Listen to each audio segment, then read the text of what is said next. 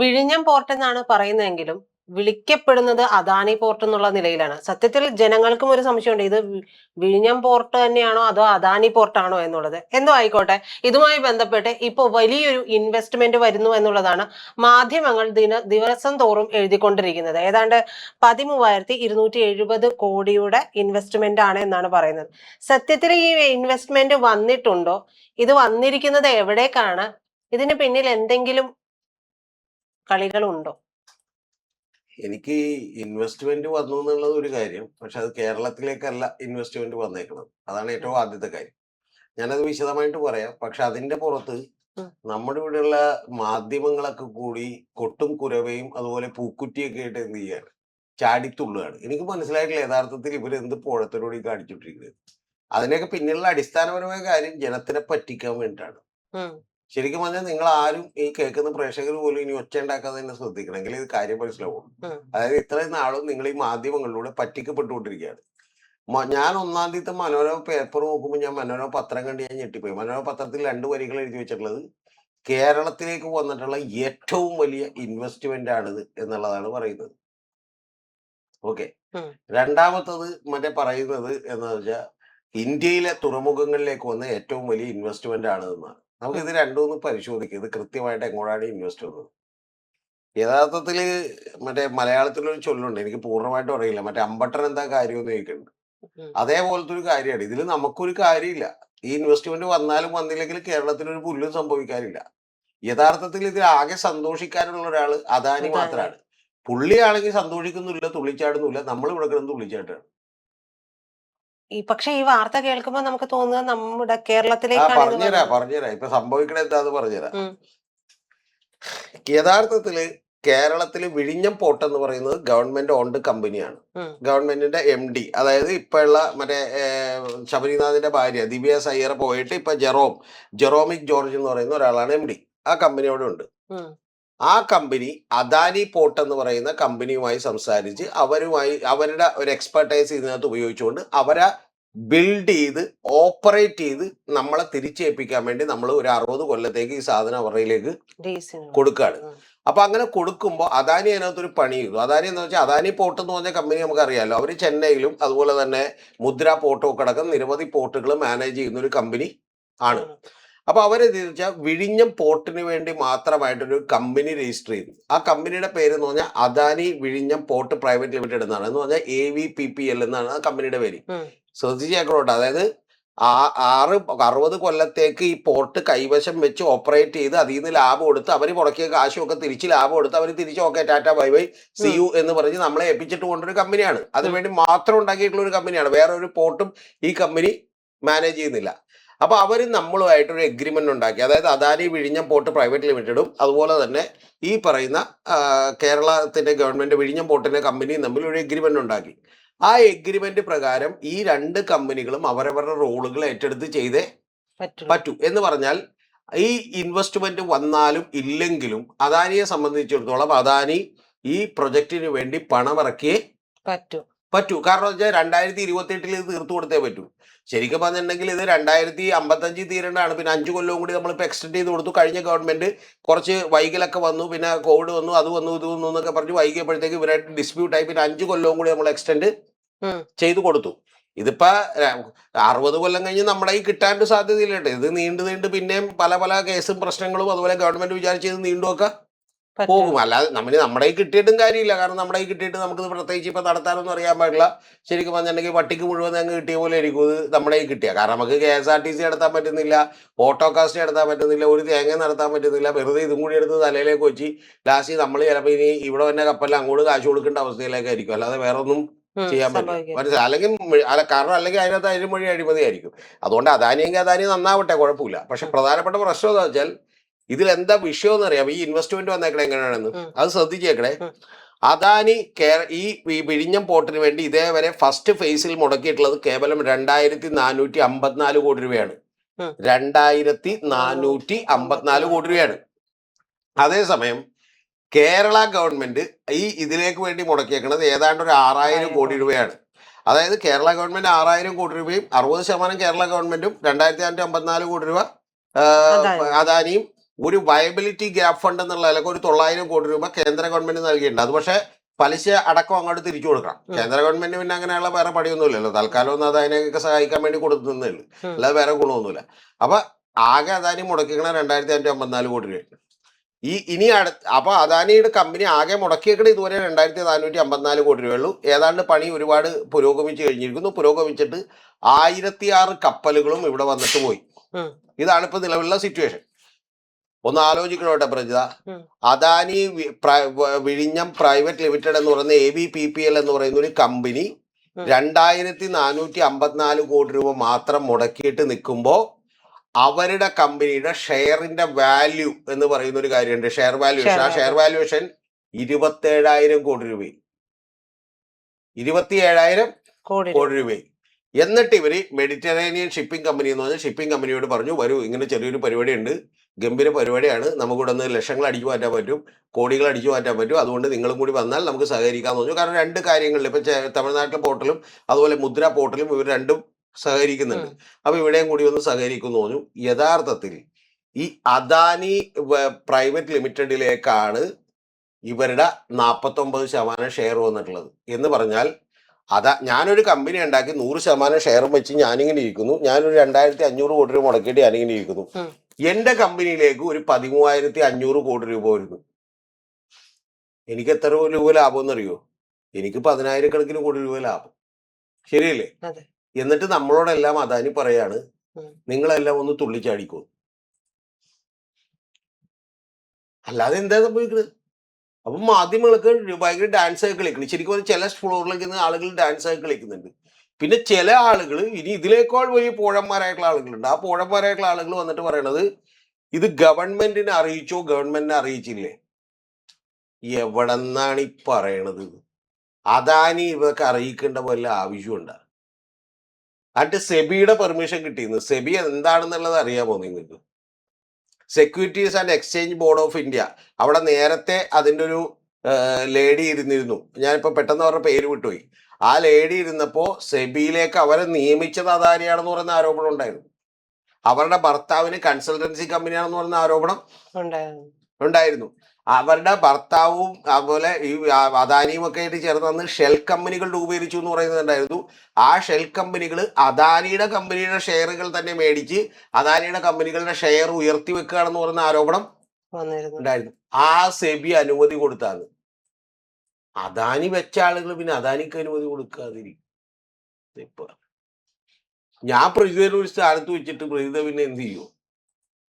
അപ്പൊ അതൊക്കെ അതവിടെ നിൽക്കട്ടെ സെബി. എന്നിട്ട് ഇപ്പൊ കേരളം മുഴുവൻ ചർച്ച ചെയ്തുകൊണ്ടിരിക്കുന്ന ഒരു കാര്യം എന്താണെന്ന് വെച്ചാൽ, ശരിക്കും കേരള ഗവൺമെന്റിന്റെ കമ്പനിയും ഈ അദാനി പോർട്ട് പ്രൈവറ്റ് ലിമിറ്റഡും തമ്മിൽ ഉണ്ടാക്കിയിട്ടുള്ള ഒരു ക്ലോസിൽ അവരുടെ ഷെയറുകൾ 25% കൂടുതൽ കൈമാറ്റം ചെയ്യണമെങ്കിൽ നമ്മുടെ അനുമതി തേടണമെന്നുണ്ടായിരുന്നു. അനുമതി തേടിയില്ല എന്നാണ്. എന്റെ പൊന്നു പ്രിയപ്പെട്ട പ്രേക്ഷകരെ, നിങ്ങളെ പൊട്ടരാക്കണേന് പിടി. അനുമതി തേടിയാ ഇല്ലെന്നൊക്കെ ഉള്ളത് ഒരു ചെറിയ കാര്യമാണ്. കാരണം ഏറ്റവും ആദ്യം സെക്യൂരിറ്റി എക്സ്ചേഞ്ച് ബോർഡിന്റെ അനുമതി തേടണം. അത് കഴിഞ്ഞിട്ട് ഇപ്പൊ ഞങ്ങളൊരു പ്രീ അഗ്രിമെന്റിലേക്ക് എത്തിയിട്ടുള്ളൂ. ഞങ്ങൾ ഒഫീഷ്യൽ അഗ്രിമെന്റിലേക്ക് എത്തിയിട്ടില്ല. ഞങ്ങൾ എന്ത് ചെയ്യുന്നു, ഇപ്പൊ നിങ്ങളുടെ അടുത്ത് അപേക്ഷ തരുന്നു എന്ന് പറഞ്ഞ് അപേക്ഷ തന്നിട്ട് ഞാൻ 101% ഉറപ്പിച്ച് പ്രേക്ഷകരുടെ അടുത്ത് പറയുന്നു, അനുമതി എപ്പോ കൊടുത്തു എന്ന് ചോദിച്ചാൽ.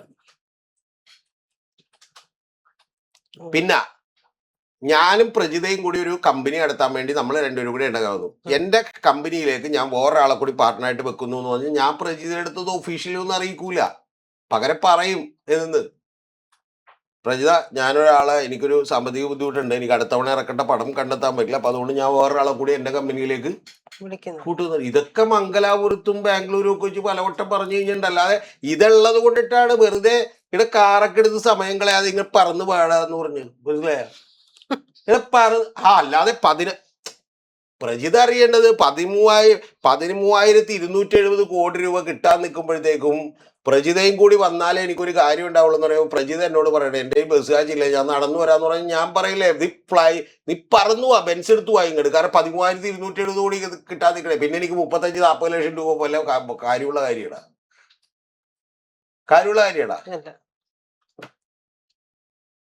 അപ്പൊ ഇതാണ് ഇതിന്റെ കാര്യം. എന്നിട്ട് ഇവിടെ വന്ന അഭ്യാസം കളിക്കുന്നത് ഇതിങ്ങനെ നമ്മൾ അറിഞ്ഞിട്ടില്ല, പത്രങ്ങളിലൂടെ മാത്രമാണ് ഞങ്ങൾ അറിഞ്ഞത്.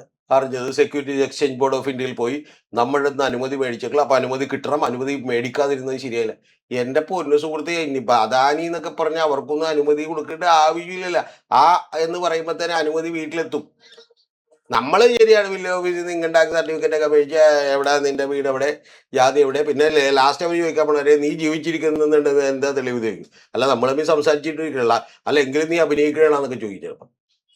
അല്ല നീ സംസാരിക്കുന്നതായിട്ട് അഭിനയിക്കുകയാണെന്നെങ്കിൽ എന്ത് ചെയ്യുമെന്നൊക്കെ ചോദിക്കും. അപ്പൊ അതേപോലെയുള്ള നാടാണ്. അപ്പൊ അതേപോലെയുള്ള നാട്ടിൽ അദാനിയുടെയൊക്കെ എന്താണ് ഈ പറയണത്? അദാനിയുടെയൊക്കെ കാര്യത്തിൽ ഇതുവല്ലതും അറിയണോ? പിന്നെ എന്തിനായിരിക്കും ഈ പറയുന്ന ആളുകൾ എന്ത് ചെയ്തിട്ടുള്ളത്? മറ്റേ മറ്റേ കിഷോർ ആൽവ എന്ന് പറയുന്ന ഗ്രൂപ്പ് പ്രസിഡന്റും എക്സിക്യൂട്ടീവ് ഡയറക്ടറെ കണ്ടെത്താണ്.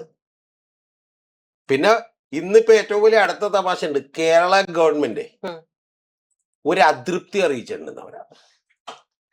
അതൃപ്തി എന്ന് പറഞ്ഞാൽ നിങ്ങൾ കൃത്യമായിട്ട് മനസ്സിലാക്കണം. ഞാൻ നിങ്ങളുടെ കാര്യത്തിൽ സാറ്റിസ്ഫൈഡ് അല്ല എന്ന് പറഞ്ഞിട്ടുണ്ട്. അപ്പൊ അദാനി ശരിക്കും പറഞ്ഞാൽ ഇന്നിപ്പോ അദാനി ശരിക്കും ഇങ്ങനെ ഇരിക്കണായിരിക്കും അവിടെ. പക്ഷെ എന്താ സതീശൻ വന്ന് സാറ്റിസ്ഫൈഡ് അല്ലെന്ന് പറഞ്ഞു. ഇനിയിപ്പോ ഞാൻ ജീവിച്ചിരുന്നിട്ട് കാര്യം ഉണ്ടാകും. പുള്ളി ശരിക്കും ഞാൻ 3 സെക്യൂരിറ്റി ഗാർഡ്സിനെ കൂടി അങ്ങോട്ട് വിടണം. കാരണം പുള്ളിയെല്ലാം കടുങ്കൈ ചെയ്താലാ തന്നെ പോയി. എവിടെ നിന്നാണ് ഇപ്പൊ അറിയണത്? എന്നിട്ട് സാറ്റി പോലെ ഒന്ന് ആലോചിച്ചു നോക്ക് നിങ്ങൾ. ഈ പറയുന്ന ആളുകളെ മുഴുവൻ പൊട്ടന്മാരാക്കിക്കൊണ്ട് മാധ്യമങ്ങൾ മുഴുവൻ ഇത് എന്ത് ചെയ്യുന്നു? ഈ പറയുന്ന കാര്യം ചെയ്യുന്നു. മാധ്യമങ്ങൾക്ക് അറിയാം ഇത് എന്തല്ലെന്ന്. ഇത് ഒരു കാരണവശാലും ശരിയല്ലെന്ന്. സെബിയുടെ നേരത്തെ ഉണ്ടായ ലേഡിയുടെ പേര് നോക്കായിരുന്നു, മാധവി പുരി ബുച്ചി. ഞാൻ അവരെ കുറിച്ച് വീഡിയോ ചെയ്തിട്ടുണ്ട്. അവരുടെ ഭർത്താവ് IM പഠിച്ചിട്ടുള്ള ഒരാളാണ്. പക്ഷേ ഈ ഷെൽ കമ്പനി ഉണ്ടാക്കി. ഈ ഷെൽ കമ്പനി എന്ന് പറഞ്ഞാൽ താങ്കൾക്ക് മനസ്സിലായിരുന്നില്ല. ഇപ്പൊ താങ്കൾക്ക് പ്രേക്ഷകർക്ക് ഒരു സംശയം ഉണ്ടാവും, എന്തിനാണ് അദാനി ഒരു ഷെൽ കമ്പനി ഉണ്ടാക്കിയിട്ട് അദാനിയുടെ ഷെയറുകൾ തന്നെ മേടിക്കുന്നതെന്ന് തോന്നും. എന്തിനാണെന്ന് അറിയാമോ? സ്വന്തം ഷെയറിന്റെ വില അങ്ങോട്ട് കൂട്ടി വെച്ച ഒരു വലിയ ഗുണമുണ്ട്. ആ ഗുണം എന്താണെന്നറിയോ? ആ ഷെയറിന്റെ വില അങ്ങോട്ട് കൂട്ടി വെച്ചാൽ ആ ഷെയർ കൊണ്ട് ബാങ്കിൽ വെച്ചിട്ട് ലോൺ മേടിക്കാം. യഥാർത്ഥത്തിൽ ഈ ഷെയറിന്റെ വില ഇത്രയൊന്നും ഇല്ല. പക്ഷെ ഷെയറിന്റെ വില ചൂണ്ടിക്കാണിച്ച് ലോൺ മേടിക്കും. ഇനി അടുത്തൊരു തമാശ കൂടി നിങ്ങൾ കേട്ടോ. ആ ലോണിന് മറ്റേ പലിശ കുറവാണ്. കാരണം എന്താ? ഇത്രയും സെക്യൂരിറ്റി ഇവിടെ ഇരിക്കണല്ലേ. ഇനി വേറൊരു ചെറിയ കാര്യം കൂടി പറയാം. എലോൺ മസ്കിന്റെ അയാളുടെ സമ്പാദ്യം എന്ന് പറയുന്നത് എത്രയെന്ന് അറിയാം? $1 ട്രില്യൺ അയാളുടെ വരുമാനം എന്ന് പറഞ്ഞ് ഈ ട്രംപ് വന്നതിന് ശേഷം വന്നത്. ആദ്യം 400 ബില്യൺ ആയിരുന്നു. പെട്ടെന്ന് ഒരു സുപ്രഭാതത്തിൽ സ്റ്റോക്ക് എക്സ്ചേഞ്ചിൽ, നാസ്ഡാക്കില്, ന്യൂയോർക്കിൽ മറ്റേ ഇത് കുതിച്ച് കയറി എന്ന് പറഞ്ഞ ഒറ്റടിക്ക് വന്നു. സംഭവം എന്താണെന്നറിയാമോ? അയാളുടെ 2 കമ്പനികൾ ഏതാണ്ട് വലിയ നഷ്ടത്തിലാണ്. $5 ബില്യൺ നഷ്ടത്തിലാണ്. ഒന്ന് ടെസ്ല 4.95, ഒന്നാമത്തേത് സ്പേസ് എക്സ്, 2 നഷ്ടത്തിലാണ്. എങ്ങനെ പുള്ളി സമ്പന്നാവുന്നു? പക്ഷെ 95 ലക്ഷം, കാരണം ഷെയറിന്റെ വാല്യുവേഷൻ ആണ് ഈ പറയുന്നത് കാണിക്കണ. ഈ 95 ലക്ഷം കോടി എന്ന് പറഞ്ഞിട്ടുണ്ടെങ്കിൽ ഏറ്റവും വലിയ തമാശ എന്താണെന്നറിയോ? നിങ്ങളൊരു 9.5 കോടി 10 കോടി, അതായത് 1 മില്യൺ വീതം നിങ്ങൾ ഡെയിലി ചെലവഴിച്ചാൽ പോലും 2700 കൊല്ലം വരും തീരാൻ. എന്നിട്ട് ആ പുള്ളി എന്ത് ചെയ്തേക്കണത്? ഇതുപോലെ ഷെയറിന്റെ വില കൂടിയിട്ട് പുള്ളി എന്ന് വെച്ചാൽ ബാങ്കിൽ കൊണ്ട് ഷെയർ വെച്ചിട്ട് $65 ബില്യൺ എടുത്തേക്കണേണ്.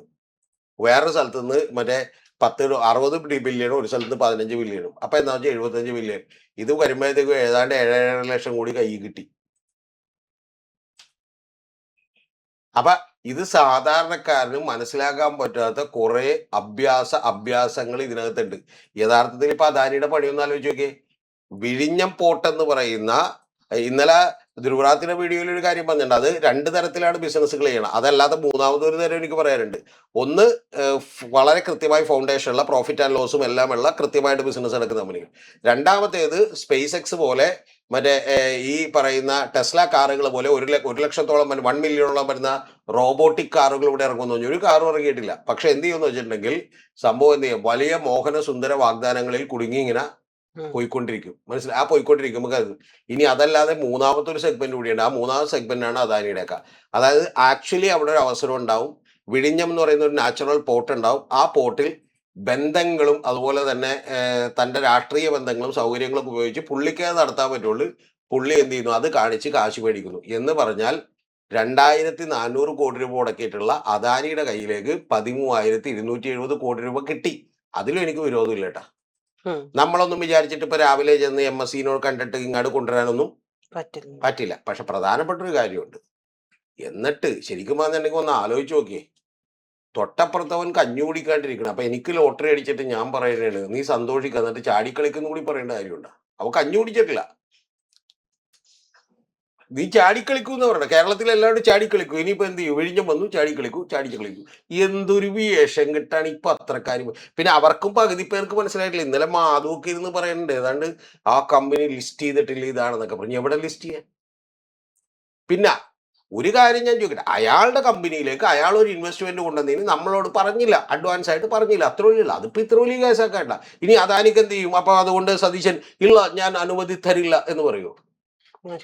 ചേടാ, ഇത് അവര് അപ്പോയിന്റ് ചെയ്ത ആളുകളാണ്. ഞാൻ പ്രജിതനെ അപ്പോയിന്റ് ചെയ്തിട്ട് പ്രജിത് എന്റെ മുഖത്ത് നോക്കി പറയുവാ ഞാൻ അനുമതി തരില്ലെന്ന് പറയോ? തരില്ലെന്ന് പറഞ്ഞാൽ നീ അങ്ങ് മാറിക്കോന്ന് പറയും. അല്ലാതെ എന്റെ ഡ്രൈവർ എന്റെ വണ്ടിക്കിടക്ക് ഈ എനിക്ക് തരൂലെന്ന് പറയോ? ഞാൻ തരില്ല, ഈ കീ ഞാൻ തരില്ല എന്ന് പറയോ? എന്നിട്ട് അതിനെക്കുറിച്ച് ഇന്ന് ചർച്ചയാണ്. തരില്ല. അപ്പൊ ഡ്രൈവർ എന്നോട് പറയണേ എനിക്ക് ചെറിയൊരു അതിർത്തി ഉണ്ട് എന്ന് പറഞ്ഞാൽ ഞാൻ പറയും നിനക്ക് അതിർത്തി എന്തായിക്കോടാ എന്ന് പറഞ്ഞിട്ട് ചിലപ്പോൾ ബാക്കി ഞാൻ പറയുന്നില്ല. എന്തു പറയും?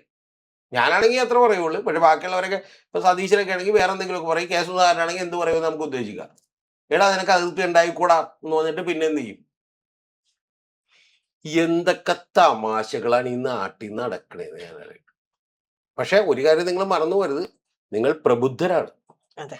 നിങ്ങൾ പ്രബുദ്ധർ. ഓക്കെ, നിങ്ങൾക്കും അറിയാൻ പാടുള്ളത് ഡീലോകത്തൊന്നുമില്ല. നമ്മുടെ മാധ്യമങ്ങൾ ഈ ഇതിനെക്കുറിച്ചോ ബിസിനസിനെ കുറിച്ചോ ഒരു തേങ്ങ മാങ്ങ ഒന്നും അറിയാൻ പാടില്ല. പക്ഷെ അവര് നമ്മളോട് പറയും ഇതൊരു ചക്കയാണ്, ഇത് ചക്കയാകുന്നു. ഈ ചക്ക മുറിച്ചിട്ടുണ്ടെങ്കിൽ എന്ത് ചെയ്യും? താമരയായി മാറും. താമര മുറിച്ച് ചക്കയാവും. ചക്ക വളർന്ന് എന്ത് ചെയ്യും? തേങ്ങ ഉണ്ടാവും എന്ന് പറഞ്ഞാൽ നമ്മളത് വിശ്വസിക്കണമെന്ന് പറയണ. എവിടെന്നാണ് ഈ പറയണത് സുഹൃത്ത് ഇത്? എന്നിട്ട് എല്ലാ ദിവസവും ചർച്ചയിൽ അങ്ങനെയല്ല. ശരിക്കും പറഞ്ഞ അദാനി പോട്ട്, പിന്നെ അദാനി എന്നൊക്കെ സൂക്ഷിച്ചു വേണം പറയാം. പുള്ളിക്കെങ്ങാനും ഇഷ്ടപ്പെട്ടില്ലെങ്കിൽ ഇവരുടെ ഇത് ആയിരിക്കും. മുഖ്യമന്ത്രി സതീശന്റെ ഇരിക്കുന്ന വകുപ്പുകൾ ഏതൊക്കെയാണെന്ന് അറിയാമോ? ഞാൻ എന്റെ പോഡ്കാസ്റ്റിൽ പറഞ്ഞിട്ടുണ്ട് ഡീറ്റെയിൽ ആയിട്ട്. ഒന്ന് തുറമുഖം, ഒന്ന് ധനം പാസ്സാക്കേണ്ടത്, രണ്ടാമത്തത് തുറമുഖം. ഇതിന്റെ രണ്ടിനെ പുള്ളിയുടെ സെക്രട്ടറിയും മറ്റേ രത്തൻ കേൽക്കറാണ്, തുറമുഖത്തിന്റെ സെക്രട്ടറി രത്തൻ കേൽക്കറാണ്. മനസ്സിലായ? പിന്നെ മറ്റേ അവർക്ക് വേണ്ട, അതായത് ലിസ്റ്റ് കൊടുത്തേക്കണനുസരിച്ച് ആളുകളെ മുഴുവൻ വെച്ചിട്ടുണ്ട്. ഇനി ലീഗൽ ഡിസ്പ്യൂഷൻ എന്തെങ്കിലും ഉണ്ടെങ്കിൽ പേടിക്കാനില്ല. കോടതി ചെന്ന് കേസ് തോറ്റു കൊടുക്കേണ്ട ഉത്തരവാദിത്വം നിങ്ങൾക്കാണ്. ആർക്ക്? നമ്മുടെ നിയമവകുപ്പിന്. കോടതി പറഞ്ഞു ഇനി നമുക്ക് രക്ഷയില്ല. ഇപ്പൊ നോക്കിക്കോ, ബെക്കാടി കമ്പനി കോടതി പോകും. അപ്പൊ കോടതി ഒന്നും ചെയ്യാൻ പറ്റില്ല. കോടതി പറഞ്ഞു എല്ലാവർക്കും മദ്യം വിതരണം ചെയ്തോളൂ. വീര്യം കുറഞ്ഞ മദ്യം കിട്ടാതെ ഇവിടെ ആളുകൾ പിടഞ്ഞ് മരിച്ചുകൊണ്ടിരിക്കുകയാണ്. അതുകൊണ്ട് പെട്ടെന്ന് എത്രയും പെട്ടെന്ന് ഇന്ന് രാത്രി മദ്യം വിതരണം ചെയ്ത് അവരുടെ ജീവൻ രക്ഷിക്കണമെന്ന് പറയും. അപ്പൊ തന്നെ നമ്മൾ എന്ത് ചെയ്യും? എന്തൊക്കെയോ ഇരുന്ന് ഈ മാധ്യമങ്ങൾ ഇങ്ങനെ പറയും. മനോരമയുടെ ഒരു വാചകമാണ് കേരളത്തിലേക്ക് വന്നിട്ടുള്ള ഏറ്റവും വലിയ ഇൻവെസ്റ്റ്മെന്റ് ആണ്. എങ്ങോട്ട്? ഈ പ്രജിതയുടെ വീടിന്റെ തൊട്ടടുത്ത് താമസിക്കണവന് ലോട്ടറി അടിച്ച പ്രജിതക്ക് അതിൽ എന്ത് കാര്യമുണ്ട് അവന്? പക്ഷെ അദാനിക്ക് ലോട്ടറി അടിച്ചപ്പോൾ നമ്മളെല്ലാവരും ചാടിത്തുള്ളുകയാണ്. 13,270. സത്യത്തിൽ ഇനി അടുത്ത ഫേസ് ഉണ്ട്. ആ അടുത്ത ഫേസിലേക്ക് അദാനി 16,000 കോടി രൂപ ഇൻവെസ്റ്റ് ചെയ്യണം. 16,000 കോടി രൂപ അദാനി ഇൻവെസ്റ്റ് ചെയ്യണം. അതിൽ നിന്നും പുള്ളി രക്ഷപ്പെട്ടു. ഇപ്പൊ എന്താണെന്നറിയാമോ? ഓൾറെഡി 2,454 കോടി രൂപ ഇൻവെസ്റ്റ് ചെയ്തിട്ടുള്ളൂ. ഇനി ഒരു മറ്റേ കമ്പനിയിലേക്ക് അത്രയും കോടി ഇൻവെസ്റ്റ് ചെയ്യണമെന്ന് പറയുമ്പോൾ അതിന്റെ പകുതി ആര് തരും?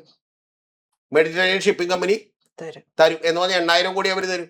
അപ്പോഴും 8 2 10, അപ്പോഴും ഒരു 1,000-2,000 കോടി രൂപ നോക്കി നിന്നവന് ലാഭമായി. മനസ്സിലായ? ഇതിനു വേണ്ടി അവസരമൊരുക്കുന്നതിന് വേണ്ടി കേരളത്തിലേക്ക് 1000-ലധികം കപ്പലുകൾ വന്ന് ഏറ്റവും ചുരുങ്ങിയ സമയത്ത് വന്നു എന്ന് പറയുന്നത് അടുത്ത തള്ളുണ്ട്. ഏറ്റവും കൂടുതൽ കപ്പൽ വന്നേക്കണ അറിയാം? മെഡിറ്ററേനിയൻ ഷിപ്പിംഗ് കമ്പനിയുടെ കപ്പല. ഈ 1,006 അവരുടെ കപ്പല. അപ്പൊ അവര് തന്നെ ഇത് എന്ത് ചെയ്യണേ? ഇനി അടുത്ത അദാനിക്കുണ്ടായ ലാഭവും കൂടി പറഞ്ഞിട്ട് നമുക്ക് തൽക്കാലം ഈ ചാപ്റ്റർ ക്ലോസ് ചെയ്യാം. ബാക്കി എന്റെ പോഡ്കാസ്റ്റ് ഉണ്ടാവും. അടുത്ത ഈ ചാപ്റ്റർ ക്ലോസ് ചെയ്യാൻ വേണ്ടി ഒരു കാര്യം പറയാം. അദാനിക്കുണ്ടായ ലാഭം എന്തൊക്കെയാണെന്ന് അറിയാമോ? ഒന്ന് അദാനി 60 കൊല്ലത്തേക്ക് ഈ പോർട്ട് ഓപ്പറേറ്റ് ചെയ്ത് ലാഭത്തിലാക്കാൻ, പോർട്ട് ഓപ്പറേറ്റ് ചെയ്യാൻ 2008 മറ്റേ ഏറ്റവും ഒടുവിലത്തെ സ്റ്റേജിലേക്ക് വരുമ്പോൾ നിങ്ങൾ അറിയേണ്ടത് ഇതിലേതാണ്ട് 2.25 ലക്ഷം കോടി രൂപയുടെ വരുമാനം ഉണ്ടാവും എന്ന് പറയുന്നത്. 2.25 ലക്ഷം. കേരളത്തിന്റെ ബഡ്ജറ്റ് അത്ര ഉള്ളു കിട്ടാം. 2.25 ലക്ഷം കോടി രൂപയുടെ പരിപാടി.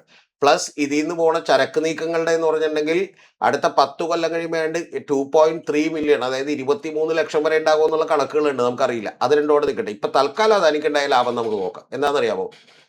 മണ്ണും ചാരിയുന്ന ആൾക്ക് വെറുതെ കോടികൾ കിട്ടി. ഒന്ന് പറഞ്ഞുതരാം. കേരളത്തിന്റെ 335 ഏക്കർ സ്ഥലം, അതും അത് പണയം വെച്ച് വേണമെങ്കിൽ ലോൺ എടുക്കാനുള്ള അനുമതിയുള്ളൂ. ഫ്രീ. ഓക്കെ. രണ്ടാമത്തത് 2454 കോടി മുടക്കുന്നു, 13,270 കോടി ഇപ്പൊ കയ്യിലേക്ക് കിട്ടുന്നു. ഏത്? 5 ഇരട്ടി കിട്ടി. മൂന്നാമത്തേത് ഇപ്പോഴും കഴിഞ്ഞില്ല. ഈ കമ്പനിയുടെ 51% ഷെയർ ഇപ്പോഴും കയ്യിലിരിക്കണം. എന്ന് പറഞ്ഞാൽ അടുത്ത ഘട്ടമെത്തുമ്പോൾ കുറച്ചും കൂടി കഴിയുമ്പോൾ ഈ ഷെയർ 49% എന്നുള്ളത് വീണ്ടും ആർക്കെങ്കിലും വീണ്ടെങ്കിൽ ഒരു 20-25% കൂടി പിന്നെ കൊടുക്കാം. എന്ന് പറഞ്ഞാൽ അപ്പോഴും ആ നേരത്തെ വാല്യുവേഷൻ ചിലപ്പോൾ 50,000 ആണെങ്കിൽ ഈ 25%-ന് ഒരു 10,000, 15,000, 20,000 കോടി പിന്നെ എന്താ മുടക്കുള്ളത്? ഒരു മുടക്കൂല. അപ്പൊ ചോദിക്കും, സാർ ഇതിനൊക്കെ എതിരല്ല, എന്നാൽ വേറെ ഏതെങ്കിലും കമ്പനി, വേറെ ഒരു കമ്പനിയെ കൊണ്ടുവരാൻ പറ്റില്ല. കാരണം വേറെ ഏതെങ്കിലും കമ്പനി കേരളത്തിലേക്കോ ഇന്ത്യയിലേക്കോ ഇതിന് വന്നാൽ പിന്നെ കുറെ പേര് പറയുന്നുണ്ടായിരുന്നു ഇതിനാരും വന്നില്ല. ആരും വരില്ല. ഇപ്പൊ ഉദാഹരണത്തിന് ഡൊണാൾഡ് ട്രംപ് അവിടെ നിൽക്കുന്നു, എലോൺ മസ്ക് ആണ് അദ്ദേഹത്തെ ജയിപ്പിച്ചതെന്ന് നമുക്കറിയാം. അപ്പൊ എലോൺ മസ്കിന് താല്പര്യമുള്ള ഒരു ടെൻഡറിൽ പങ്കെടുക്കാനായിട്ട് ഇവിടെ നിന്ന് ഞാൻ ചെല്ലുവോ? എനിക്കറിഞ്ഞുകൂടെ എന്റെ ഫ്ലൈറ്റ് കാശ് പോകുന്നു. കാരണം അത് എലോൺ മസ്കിന് കൊടുക്കാൻ വേണ്ടി ഉണ്ടാക്കിയിട്ടുള്ള പദ്ധതിയാണെന്ന് നമുക്ക് എന്ത് ചെയ്യാം. ഇനി നമ്മൾ അതിനിടക്ക് കുത്തിക്കെട്ടി വല്ല ടെൻഡറിലേക്ക് കുറെ റേറ്റും കുറച്ച് വെച്ച് എടുത്തു ചോദിച്ചാൽ ഇവര് നമ്മളെ നടപ്പാക്കാൻ സമ്മതിക്കുമോ? അത് ഗവൺമെന്റ് വിചാരിച്ചാൽ നടക്കുമോ? ഇല്ല. അപ്പൊ ഇത് അദാനി വന്നാൽ ഈ പരിപാടി നടക്കുള്ളൂ. ഇതൊന്നും എനിക്ക് സങ്കടമില്ല. പക്ഷെ എന്റെ സങ്കടം എന്താണെന്ന് വെച്ചാൽ ഇത് അദാനി തന്നെ കാശ് കൊടുത്ത് മീഡിയകളൊക്കെ വിലക്കെടുത്തിട്ടുണ്ട്, അതിനും കുഴപ്പമില്ല. പക്ഷെ എന്തിനാണ് വെറുതെ ഈ പറയുന്ന പോലെ അപ്പുറത്തവന് ലോട്ടറി അടിച്ചതിന് അമ്പട്ടനെ കൊണ്ട് ഡാൻസ് കളിപ്പിക്കണത്? പ്ലീസ്. ഞാനില്ല ഡാൻസ് ചെയ്യാൻ, വയ്യാത്തതുകൊണ്ടാണ്, എഴുന്നേക്കാനൊന്നും വയ്യ. എന്നാ പിന്നെ എനിക്ക് ഒരു 500 കോടി എന്നാൽ ഞാൻ ചെറുതായ ഒരു ഡാൻസ് എന്ത് ചെയ്യാം? മനസ്സിലായ? ചെറിയൊരു ഡാൻസ് ഞാൻ ചെയ്യാം. 500 കോടി എന്ന് വേണ്ടട്ടോ, കുറച്ചുകൂടി വലിയ ഡാൻസ് ചെയ്യാം. ഒരു 10 കോടിയെങ്കിലും തന്നാൽ നമുക്ക് എന്ത് ചെയ്യാം? ഈ നാട്ടിൽ കിടക്കുന്ന പൊട്ടത്തരങ്ങളൊക്കെ കേട്ടിട്ടേ തല മരവിച്ചോടെ. പക്ഷെ ഒരു കാര്യം നിങ്ങൾ മറന്നു വരുത്, you are one among the Prabuddhan.